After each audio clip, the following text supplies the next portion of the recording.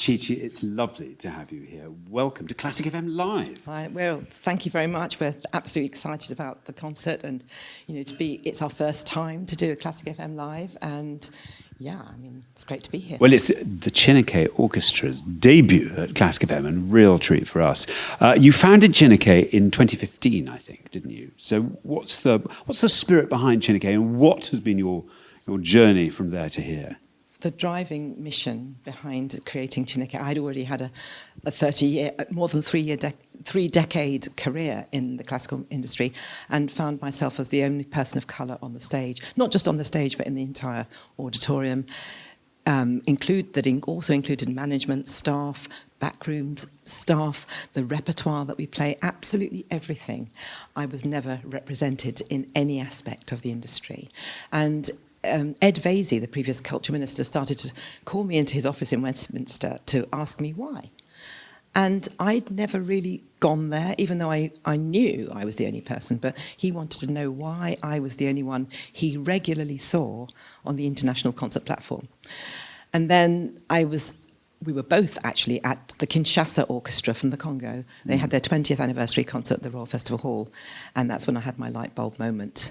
And I knew we had to do something about it, and literally I could count on the fingers of one hand how many musicians of colour I'd ever worked with in England, and three of those were opera singers: Willard White, Roddy Williams and Patricia Rosario, and two viola players.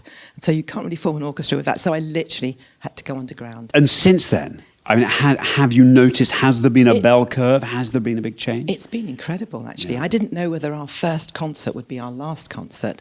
And, judging by some of the things that people said, that well, it's not really black people's music, is it? And black people aren't very good at classical. And I was thinking, well, how do you know that? Yeah. And actually, I tell you what, I'm going to have a try anyway. And the more I searched, the more I found the well of talent runs deep. Yeah. And not only did I create a professional orchestra, but I created a junior orchestra, because they're the pipeline. Absolutely. And the first concert was absolutely sold out, and it's literally gone from strength to strength. And we've played in major international festivals, including the Proms, and this year we had our Edinburgh Festival debut, and European cities, etc. And we've got USA and Australia, and more Europe coming up. That's just incredible. Well, all power to you. Now, your programme tonight, you are playing Samuel Coleridge Taylor, the Ballad, which has become a bit of a piece for the Chineke Orchestra, Yes, it was the very first piece that we played when we walked onto the stage on the 13th of September 2015. And there were 62 of us walked onto that stage at the Queen Elizabeth Hall. And prior to that, not a single one of us had ever played a piece of music written by a composer of relative ethnicity. Yeah. And it was so uplifting to discover this music, and it was also saddening for all of us, because we felt that, but this is wonderful music, and we've been cheated of it throughout our education. We didn't know that he existed, and so it's sort of our signature tune in a way. And he just studied over the road from here at the Royal College of Music. He did. I mean, he was called a genius by his publisher at Novello. Championed by Elgar, taught by Stanford. I mean, an extraordinary career. And if you think of all the mountains he had to climb, all the disadvantages he had, and still at the age of 15, he was at the Royal College studying. Absolutely wonderful. Malcolm Sargent's championed him, and then his light sort of fades, because people, I think they just go for the sort of the chocolate box hits. And actually, Samuel Coleridge Taylor is wonderful, and we've been playing a lot of it. I know. I'm really Classic proud FM, of that. and that has been an initiative that I think you've spearheaded, and it's been lovely, and our listeners adore it. So that's something really to look forward to tonight. Yes. Just by the by, interesting things. You were a founder member of the Orchestra of the Age of Enlightenment as well. Another great musical initiative that you spearheaded. You also were a track and field. You had a potential glittering career as a sprinter, didn't you? That's right. 100 metres. Yeah. What happened to that? It came to a sudden end in a game of football. An Achilles or something like that? It was a women's friendly, although it didn't seem very friendly to me.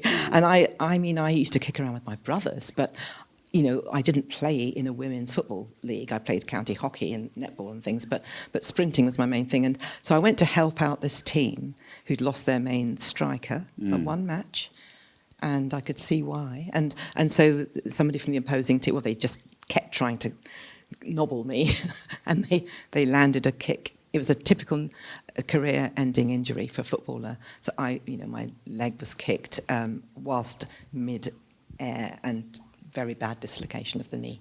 That was a serious career, actually, in track and field, that was cut short. But I suppose music's gained. Possibly. Well, people say, well, you swapped your legs for your arms, Chichi. Yeah. And, you know, as a sprinter, my career would have been over 25, 30 years ago. Right, so I can keep going with this one. So it's fantastic. Who knows what new summits you might yet conquer. But just tonight, back to Classic FM Live. One of the things I love about Classic FM Live is it quite often brings people to a live classical concert for the very first time. What do you think is that special essence of live orchestral music that might turn a one-off visit into becoming a habit?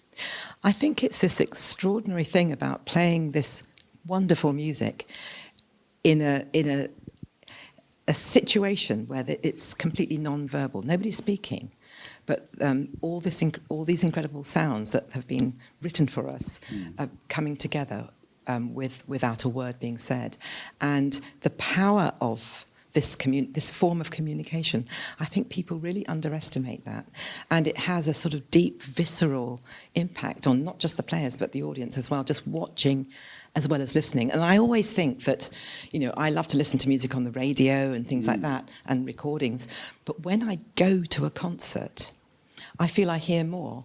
I can see what I'm hearing, and therefore I always hear more than when I hear the same piece just orally, because you can see what people are doing visually. And we do live in such a visual world, and I think just seeing all those things happen, you might not have realised that the second oboe has this little riff at a certain moment, but you can see them. But on a recording, you might not notice. It's so and true. I think it's a powerful thing. It's so powerful. Yeah. I remember as a 7-year-old seeing an orchestra for the first time and just thinking, that's what makes that sound.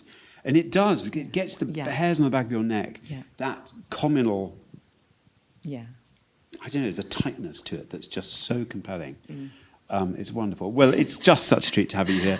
I hope you enjoyed as much as we're going to. I'm planning to. Yes. Brilliant. Well, I know you've got to get to rehearsal now, but thank you so much, Chichi. And thank you. Thanks for talking to me.